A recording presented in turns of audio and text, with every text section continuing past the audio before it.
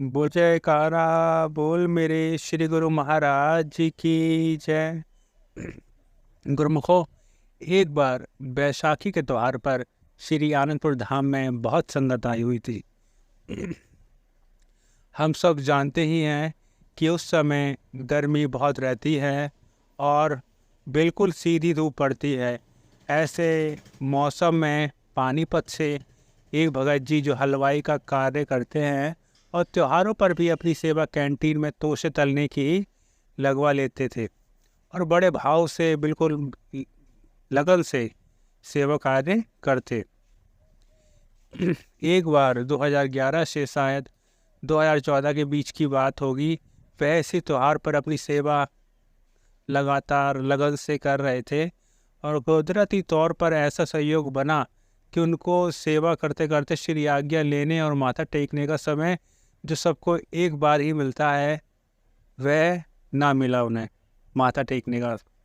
अब साध वाले रोज कहते आज हमने माथा टेक लिया, आप भी हो आओ, और भगत जी रोज सोचते आज पक्का जाऊंगा, मगर सेवा कार्य से फुर्सत ही नहीं मिल रही थी। और एक दिन वह भी आया जब श्री दर्शन हॉल में सूचना दी गई कि आज के बाद इस त्योहार की श्री आज्ञा सबको मिल चुकी है, अब कोई ना आए। ये सुनकर उन भगत जी को मन में बड़ा सोच हुआ, हाय जब से श्री आनंदपुर आया एक भी दिन सेवा से फुर्सत नहीं मिली और श्री दर्शन का सौभाग्य प्राप्त नहीं हुआ, अब क्या होगा।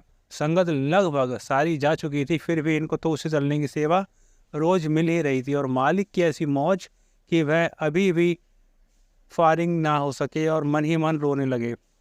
ऐसे में एक दिन जब वह बाहर की तरफ से पीठ देकर तुझ तलने में मस्त थे तो पीछे से कोई बार बार कह रहा था, देखी तो से कच्चे ना रहन जाए, देखी तो उसे कच्चे ना रहन जान।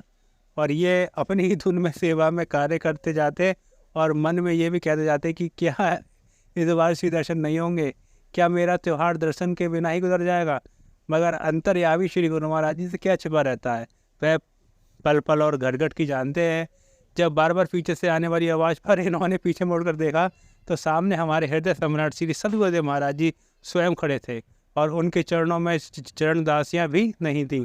इतनी गर्मी में पता नहीं कब और कैसे सबकी नज़र बचाकर श्री गुरु महाराज जी की रीत की विपरीत निभाने के लिए श्री गुरु महाराज जी अपने सुकोमल तन की परवाह न करते हुए ऐसे ही चलकर कैंटीन में आ गए थे और पीछे खड़े होकर निर्देश दे रहे थे। उस दौरान श्री गुरु महाराज जी बाल स्थल लीला करते और महात्मा लोगों को बिना बताए जहाँ जाना होता चले जाते। बाद में उनको खोजते हुए महात्मा जन वहाँ पहुँच जाते थे।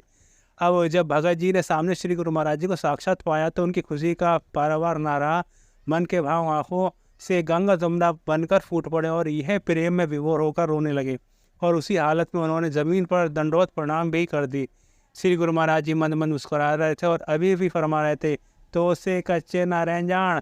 भगत जी ने जी भर कर दर्शन किए और सामने खड़े श्री गुरु महाराज जी को गद गद कंठ से धन्यवाद दिया। सबको पता ही है कि श्री सदगुरुदेव महाराज जी कभी किसी का हक नहीं रखते और जो निष्काम भाव से सेवा करता है उसके लिए तो वह खजाना ही लुटा देते हैं।